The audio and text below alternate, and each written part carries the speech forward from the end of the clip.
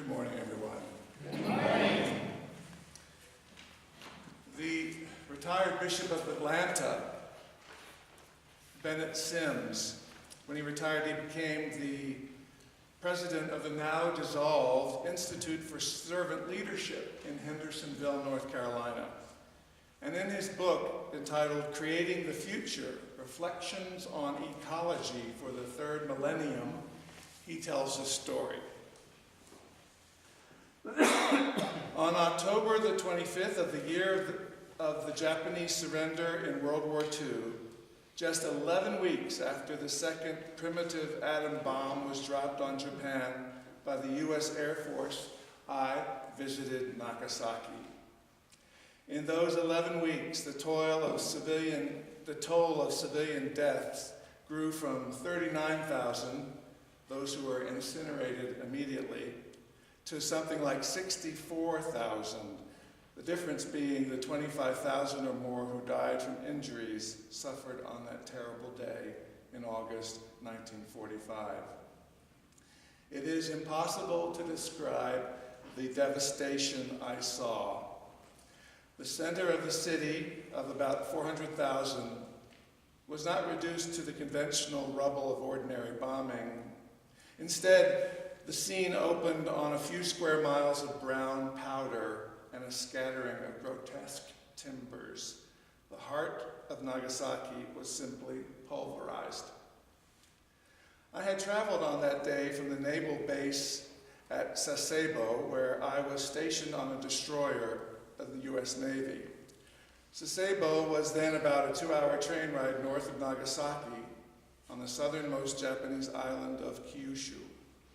The car, on which a few American military officers rode, was at the end of the train and strictly limited to use by the American occupation personnel, while the rest of the many cars up ahead were crowded with Japanese, many standing in the aisles.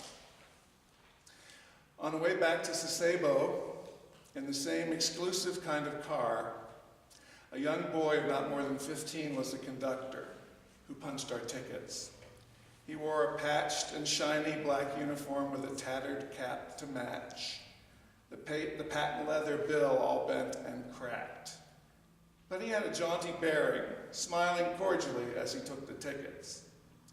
I was sitting alone in one of those old arrangements of facing seats at one end of the car. When the young conductor came to my place, he sat down opposite me. We were knee to knee.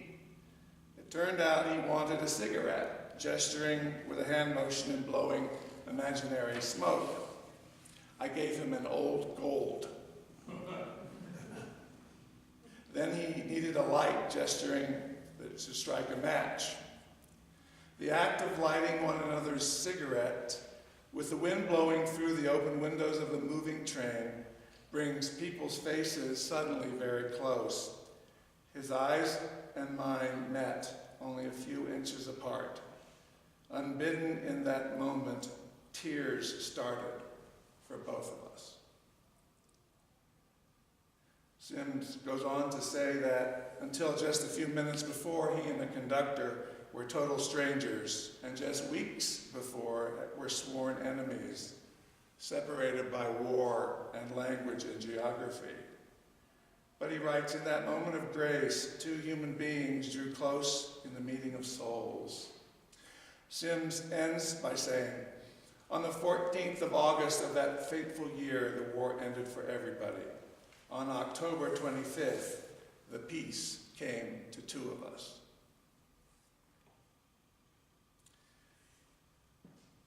In the gospel this morning, Jesus gives his disciples a new commandment at the supper that would be their last together. Notice he didn't give them a suggestion or a recommendation, or not offer some sage religious advice, or tell them something that would be good for them if they'd ever get around to doing it. No, the directive, love one another as I have loved you, was his farewell command. Was his last instruction, the climactic teaching he had to impart, his bottom line, if you will, for those who wished to follow him and enter the kingdom God. By this everyone will know you are my disciples, if you have love for one another. So apparently the bottom line of being a Christian is not the stateliness of our worship, not the design of our sanctuaries, not the roles of our membership, but the way we love one another. Bennett Sims, reflecting on what had happened between the young conductor and himself, wrote about the primacy of relationships. Relationship is our deepest longing, he writes. We are built for this relationship as living components of a relationally arranged universe. Relationship is constitutive of the cosmos as a vast web of interdependent complexity.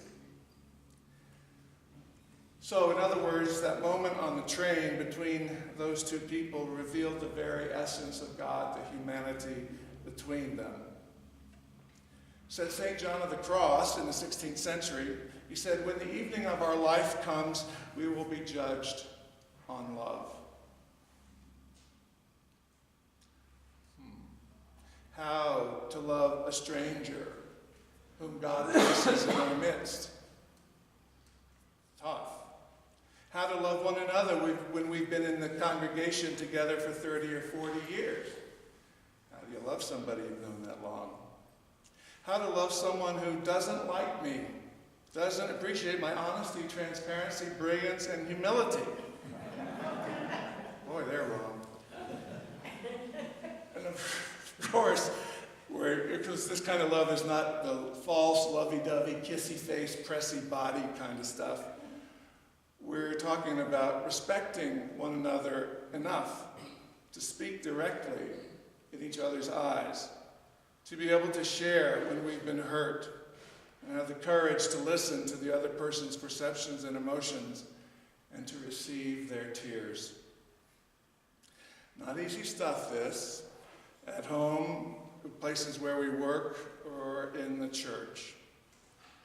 You remember author Susan Scott's maxim, people are afraid of real conversations, but it is the unreal ones that should scare us to death.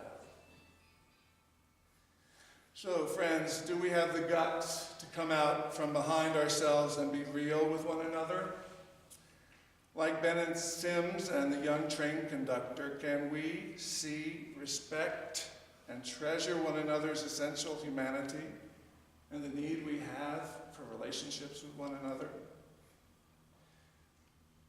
Yes, I think we can. We don't do it perfectly, God knows. Sometimes awkwardly, sometimes half-heartedly, sometimes timidly, sometimes missing the mark completely, and sometimes getting reactions we didn't plan on. But we do it. God's peace can come between us all if we really want it and have the courage and the guts to see it through. This is my commandment, says Jesus, that you love